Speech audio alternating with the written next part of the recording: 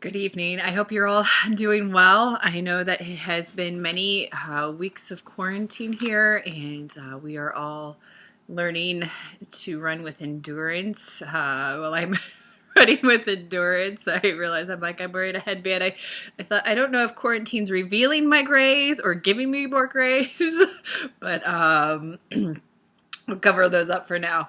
But I hope and pray that you're each doing well and that you're enjoying the presence of the Lord and learning what it means to lean into His presence more and more each day. I know each day presents its own joys and challenges, and so I pray that you're just learning and growing as we press on ahead.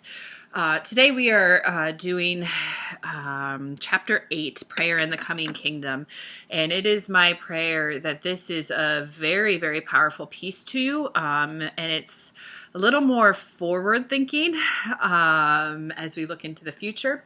As we look into scriptures that we don't often delve into regarding the coming age, the end of the age, and God's coming kingdom.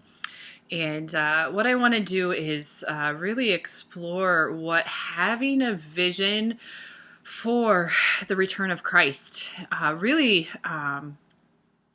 changes the way that we pray, what we pray for, how we endure, and how really our self-centered prayers can kind of become obliterated in that matter, and move towards very focused, unified prayers individually and as especially as a church as a whole.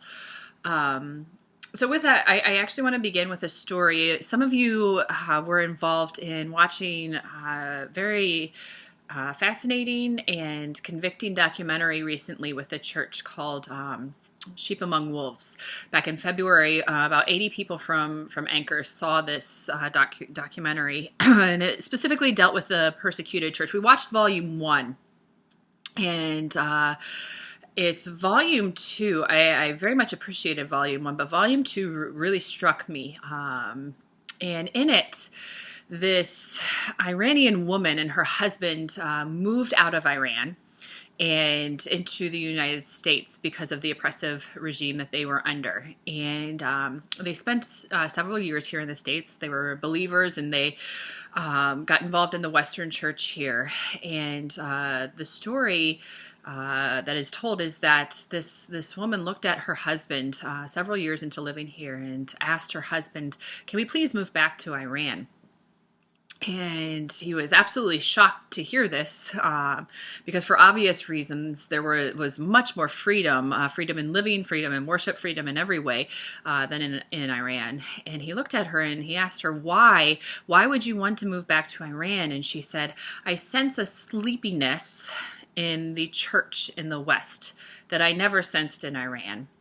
And she was able to discern that sleepiness in the church was far more dangerous spiritually than any other force, physical force, or oppressive government could ever be to the spiritual soul. And it was at that point that they did decide to move back to Iran. This story was incredibly eye-opening to me. And while this was one person's experience, it is often hard for us to see our own strengths, but also for us to see our own weaknesses as a church. Let me give you this analogy. When a family functions for so long, it's very, very difficult for us to see or possibly to admit our areas of weakness because we're blind to them. And however, it's easy for an outsider to be like, "Ooh, they've got some issues." In the same way, a part of the family of God came into our family, so to speak, in the West, and was able to discern something that we might not have been able to discern.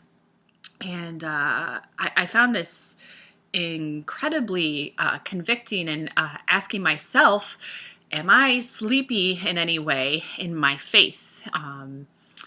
Is my faith robust? Is it living? Is it active? Or does it need certain areas to be prodded to awaken and to have its senses brought to life, in other words?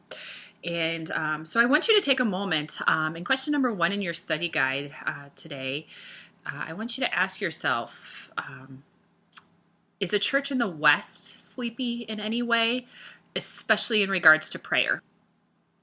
Is Anchor Church sleepy in any way in relation to prayer, and are you? So let's pause for a moment.